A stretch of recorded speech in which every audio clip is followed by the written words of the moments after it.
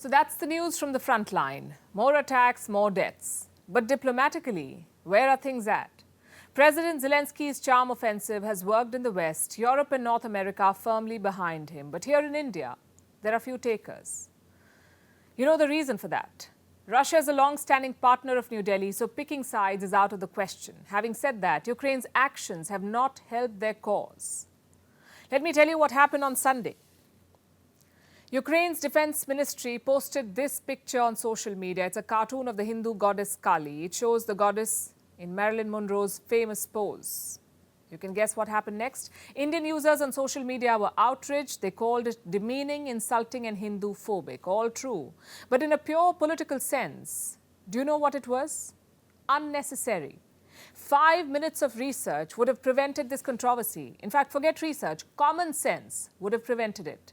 The Ukrainian government is now in damage control. Their deputy foreign minister issued a clarification, and this is what she said, I'm quoting, "We regret the Ukrainian defense ministry's tweet depicting Hindu goddess Kali in a distorted manner.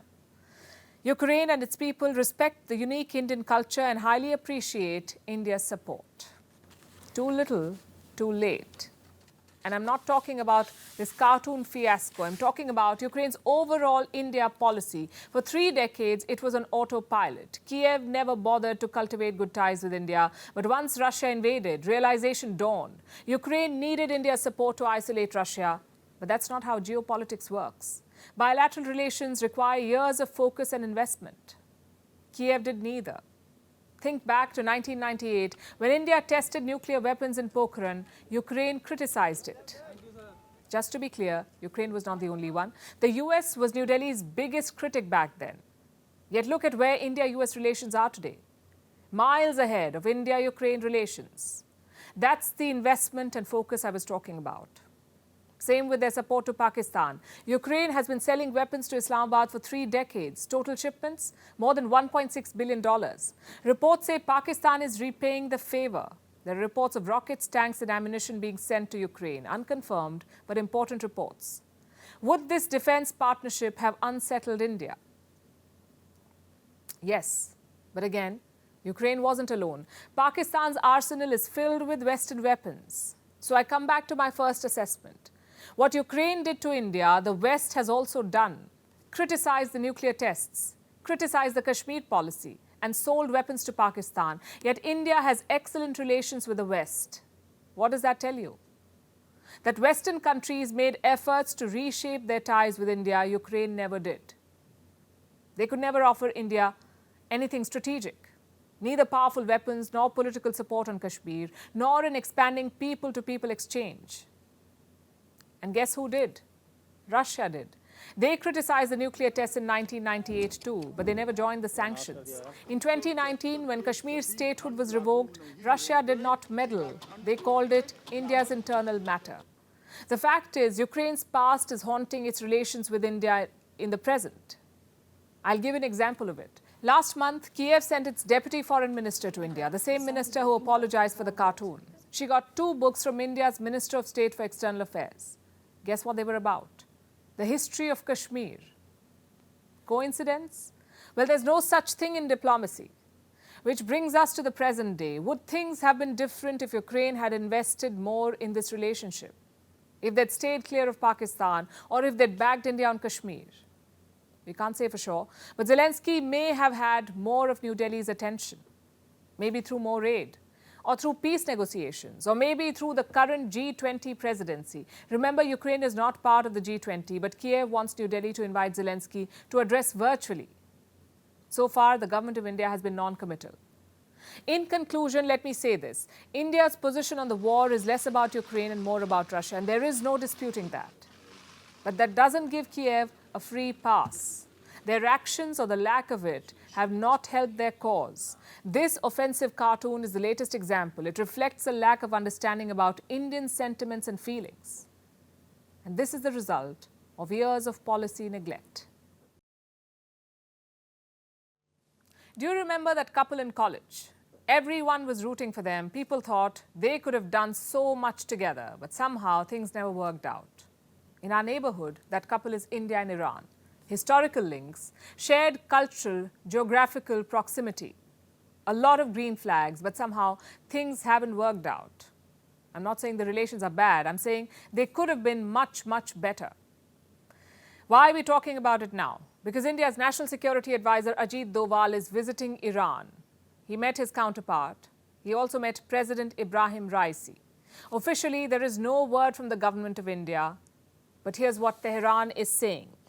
The relations between Iran and India are not against any other country and are not affected by the will of third parties. Activating the Riyal-Rupee mechanism is a necessary and important action that will play a decisive role in advancing common goals in various economic fields. Iran's president spoke on similar lines. He talked about deepening economic and commercial ties. So let's look at where they stand.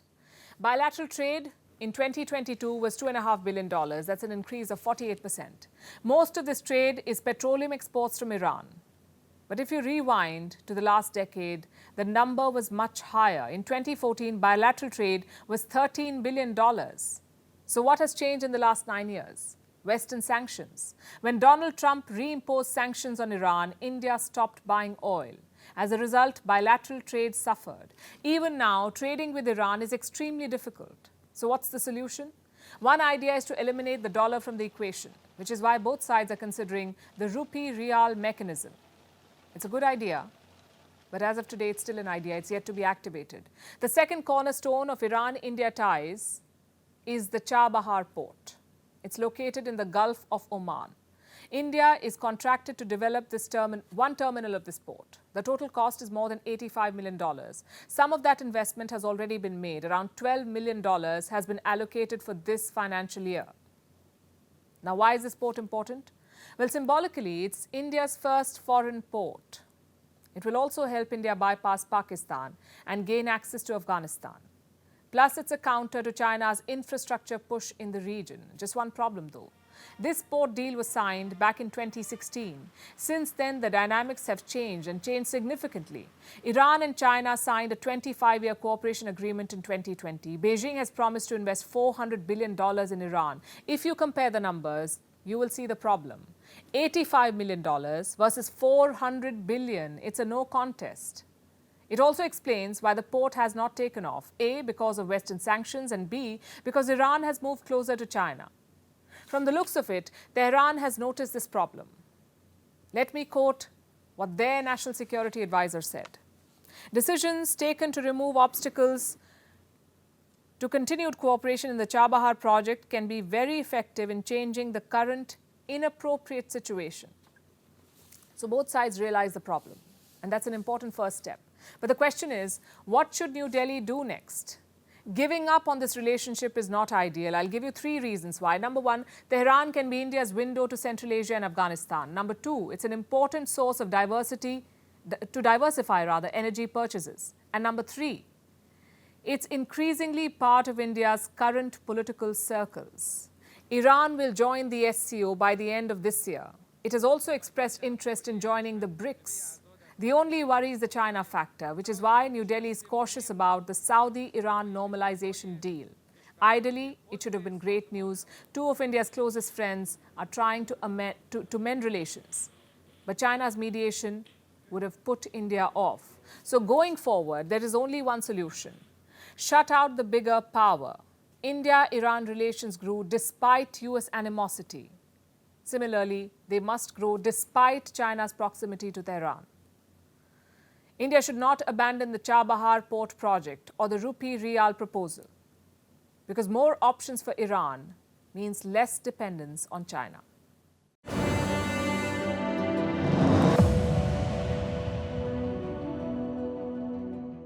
Tonight, we want to talk about startups in India. It's been quite a fascinating journey, but is the dream run coming to an end? We ask because startups are going through hard times. There's been a wave of mass sackings. 92 companies have fired more than 25,000 employees, and this is just the tip of the iceberg. There's a funding squeeze. The easy money is drying up. Thousands of startups have shut down. And I'm not making sweeping statements. I'm talking about what the numbers say. In 2022, more than 2,000 startups shut down in India. And a lot of those that survived are going through a rough patch now. Their sky-high valuations no longer hold. They're being asked to prove their worth. And this is quite a plot twist. Because not too long ago, Indian startups were being celebrated for their innovation, for their ambition, for the promise they held. Now, many of them are struggling to survive. Tonight, we'll discuss why. Why are they under pressure? And is this trend unique to India, or is this the global story?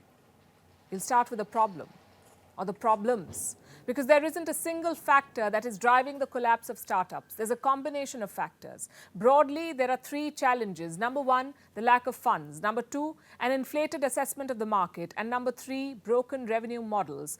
All three problems are interlinked. Let's take this one by one. With the first factor, the funding crunch. As of today, startup deals in India are at a 9-year low. Investors are tightening their purse strings. Again, let me show you the numbers. In February this year, one startup was being funded every 10 hours in India. Compare this to last year. One startup was being funded every 3 hours. Do you see the difference? Fewer projects are getting money and they're getting lesser money. The decline is staggering. Startup funding in India is down by 75%. You heard that right, a whopping 75%. In 2022, Indian startups raised $11.9 billion in the first quarter. This year, $2.8 billion for the same period. What explains this fall? Economic uncertainty, that is the biggest factor, no doubt about it. The global picture is bleak. Investors are looking for a sure bet. They're taking fewer risks. And while this is a major factor, it's not the only one. Startups cannot just blame the environment. They must do some introspection too. Because the harsh economic climate has exposed their weak spots. That's the second factor on our list. They misjudged the market. Startups, especially internet companies, often talk about how big India's population is. 1.4 billion people, a growing middle class, increasing purchasing power. All of this is listed as an advantage. And companies raise money on the potential of India as a rising economic power, as a major marketplace, which it is. But they may have oversold it because not all Indians are buying their services. The population is more than 1.4 billion. There are 300 million consuming households in India. But out of these, only 10 million are responsible for 50% of the consumption. Let me repeat this. Just 10 million households in India contribute to 50% of all the consumption in the country. And where are these households? In the top 30 cities. Look at the numbers again. This is the target audience for most Indian startups. So the real market is in fact much smaller. And that's what a lot of companies get wrong. CEOs have admitted to making this mistake. Case in point, ShareChat. It's a social media platform. In January this year, they fired 20% of their staff. ShareChat CEO Ankush Sachdeva wrote an email to his team. He explained the layoffs, and this is what he said, I'm quoting, "In hindsight, we overestimated the market growth in the highs of 2021. And this is just one example. I'll give you another one. Nitya Sharma, CEO of Simple. It's a buy now, pay later app. They fired 25% of their workforce. And just like ShareChat, this company too overestimated the market. Allow me to quote again. The growth we were expecting in the e-commerce space in the next 2 years was definitely an optimistic assessment. This seems to be the story across the board. Companies are getting a reality check now, and the startup space is no longer about building the next big thing. It's about proving that they have a viable business. Which brings us to factor number 3, the lack of focus on fundamentals. Startups are infamous for burning cash. It's a business model that relies on taking loss in the short term with the promise to make money in the long term. Well, not anymore. With funding squeezed and competition growing, startups must demonstrate profitability. They must turn a profit. Last year, 23 startups were declared unicorns. Do you know how many of these were profitable? Just 4. Also, what are unicorns? These are companies valued at $1 billion or more. So 23 new companies in India were valued at $1 billion, but only 4 of them were making a profit. And I do understand that valuation and profit are two very different things. But what does it say about their business model? With economies under pressure, investors want to see better books, especially for startups that have been funded before. And here's another figure worth noting. Late-stage startup funding has fallen by 52%. What are late-stage startups? These are companies that have had prior investors. Such companies are well known. Their products or services are already in the market, and now they're facing scrutiny. They must prove that they can make money. So all things considered, is the startup story over? Far from it, we say. Indian startups will recover. Right now they're sick, and the doctor's prescription is quite clear. Swallow the bitter pill, slash expenses, and make money. That's the only way to survive in this business environment. And this is not unique to India. Startups are struggling the world over. In the US, investments in startups have dropped by 31%. In Europe, 45 startups have lost their unicorn status. Same story in Africa. For the first time in almost 3 years, funding for African startups has dipped below $100 million. So there's pain across the board. But as they say, the obstacle is the path and the fittest will survive. You need a leap of faith to start a company. And you need a good balance sheet to keep it running. Email exchanges from inside the BBC, they talk about the risk of violating Indian laws.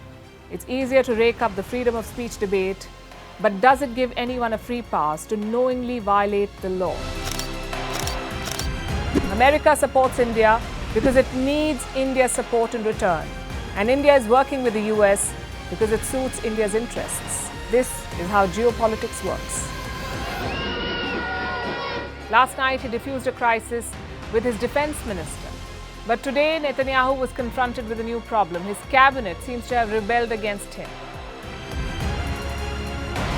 The UK is looking at the Indian subcontinent to fill its coffers. That India seems to be negotiating from a position of power, like a partner and not a former colony.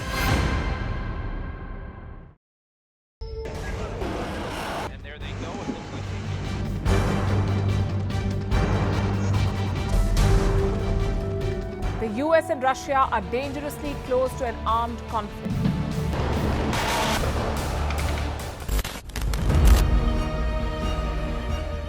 This year, 2023, New Delhi will be the capital of global diplomacy. For a country as diverse as ours, with 88% of the population illiterate, it was a very big deal to write a constitution, and that too, the world's largest. Meanwhile, if we may, here's a Republic Day gift from India for the BBC. A list of suggestions for the BBC for their upcoming documentaries. Number 1, the Kohinoor and the colonial loot. Number 2, an outdated monarchy and unhealthy obsession with the royals. Number 3, racism in 2023. We're waiting.